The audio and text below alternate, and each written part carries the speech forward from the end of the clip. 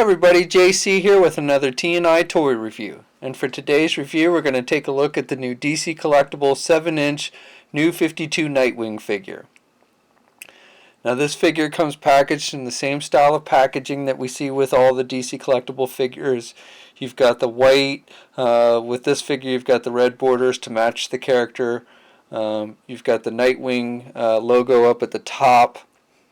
The figure's clearly displayed in the window box packaging, and then you've got the name of the character down below.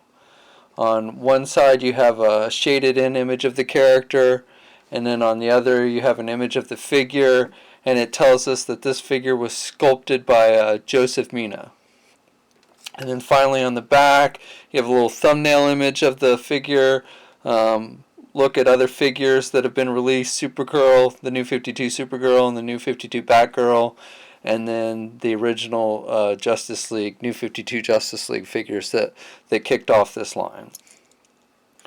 Okay, so let's get this figure open and take a look at what's inside. So here's a look at the figure outside of the packaging, and the first thing that strikes me when I look at this figure is that he's much scrawnier and younger looking than the Greg Capullo designer series Nightwing that we got a while back from DC Collectibles. Here's a comparison of the two, and you can see, he's definitely smaller than that Greg Capullo version. Now, at first, I really didn't like this younger looking, bit scrawny looking Nightwing.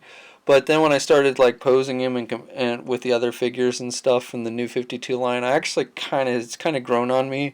I'm not really sure which one is more accurate to the comics. I would want to say that the Capullo one maybe is more accurate, but again, as I've been working with this figure, it's kind of the younger look has kind of grown on me a bit.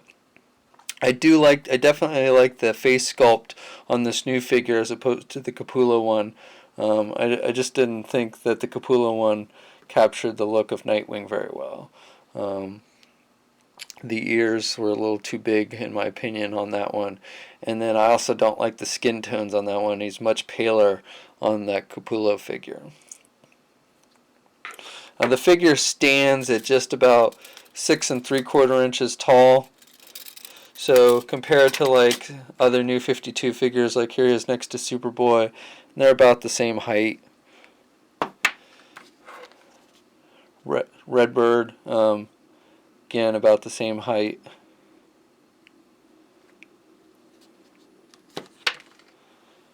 And then even next to the Greg Capullo Batman, he is a little bit shorter than Batman. So that scale seems to work for the most part. Okay, so the figure comes with his weapons of choice, his Scrima sticks, and I will say that these are definitely, in my opinion, too small looking. They look more like little sticks than anything. I do like the detail on them. Here's the ones that came with the Capullo, and you can see how much smaller they are, but the Capullo ones were just basically a black piece of plastic, no detail or anything on them at all. I do like how they've sculpted little handles with the grips on it. So I like the detail better on these weapons. I just think they made them a little bit too small. But they do fit well in his hands. You can hold them in both hands. And for the most part, they go in there pretty easily.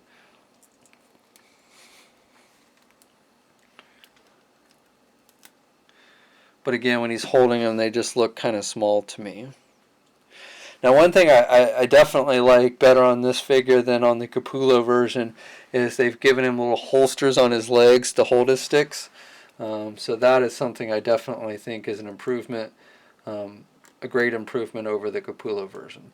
There's no place to put his sticks on the Capullo version. And they just clamp in there on the side of his legs, and they fit nice and tight. So the paint apps are so-so on my figure.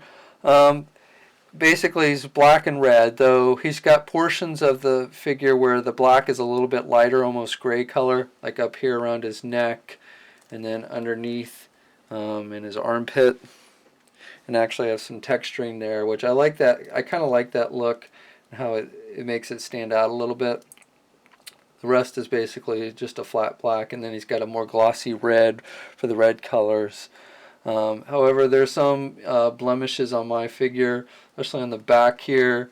I don't know what these splotches on the red part on my figure were, but you know, looks like some kind of error. And then he's got like a little bit of red paint right there on the black portion of his arm. So a little bit of sloppiness with the paint on my figure.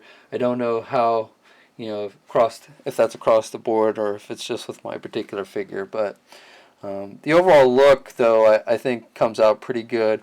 I like with the eyes, he's got like a little red and then the white in the middle, as opposed to, again, on the Capullo figure where it was just white. I like the hair, the way the hair is sculpted on this figure. He's got the line texturing to give it more of an armored look throughout the suit, especially down here on the boots. So I like that. So articulation on this figure is pretty much on par with what we see with many of the DC collectible figures. It's actually a little bit less than what the Capullo version had. The head's on the standard ball joint, so he can look left and right. Arms are on ball hinge joints, so he can get his arms out about that much. And then he's got good rotation. He's got the bicep swivel, and then he's got a swivel at the glove cuff. Oh, and I should point out, he's got the little spike thing sculpted on the bottom of his gloves, like you see with Batman and stuff. It does not have any kind of wrist articulation, just that swivel at the glove cuff. No midsection articulation on this one. Now the Capullo version did have a swivel at the waist, but this one does not. The legs are on ball joints, so he can do the splits about that much. He can get his leg forward about that much, and really can't do his leg back much. He has a thigh swivel, single hinged knee, so he can bend his knee about that much, and then he's got the hinges at the feet, but no ankle pivot. So he's got the up and down movement, no swivel either, so he's just got the up and down movement at the ankle. And then one peg hole on the bottom of his foot. So that's my review. Overall, I like this figure. When I first took it out of the packaging, I was like, I don't really like the scrawnier looking, younger looking Nightwing. But as I said, as I've been doing around with it for this review and everything, it's kind of grown on me. And I think it fits in a little bit better with the other figures in this line as opposed to the Capullo. Again, though, what it probably comes down to most is whether you like your Nightwing looking older or younger, because this one definitely looks younger to me than the Greg Capullo version. But this figure is hitting comic and specialty shops now, so if you do want to add it to your collection, then start checking your favorite comic shop.